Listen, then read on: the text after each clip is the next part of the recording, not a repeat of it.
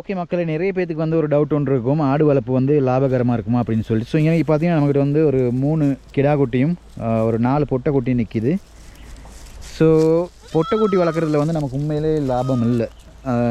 காசுக்கு மட்டுமே ஆடு வளர்ப்பு செய்கிறதா இருந்தால் முக்கியமாக கிடா குட்டி மட்டுமே வளர்க்கணும். ஏன்னா மட்டும் கிடா குட்டிகள் மற்றவங்கள்ட்ட சரி வாங்கி கிடாவை மட்டும் வளர்த்திங்கன்னா ஒரு 1.5 வயசு ஆகிறேன் அதை விற்றுட்டோம்னா நமக்கு ஆதாயம் ஒன்று வந்துடும். அதுக்கு பிறகு அதே அளவு குட்டிகளை பர்ச்சேஸ் பண்ணிவிட்டு அதை வளர்த்து விற்று அப்படி ஆதாயம் எடுக்கலாம். ஸோ நம்ம வந்து இப்போ மெயின் ஆதாயத்துக்காகவே ஆடு வளர்க்கல, நம்ம வந்து சும்மா ஒரு பொழுதுபோக்காகவும் வீட்டில் டெய்லி அந்த சும்மா இருக்கிறனால ஒரு 4 ஆடு வளர்ப்போம் அப்படின்னு சொல்லி தான் ஒரு 10 ஆடு 12 ஆடு வச்சுருப்போம். அதை விட கூட ஒரு 15 மேலே வந்துருச்சுன்னா ஆடுகள் எப்படி நம்ம விற்றுருவோம், அதுக்கு மேலே வச்சுக்க மாட்டோம்.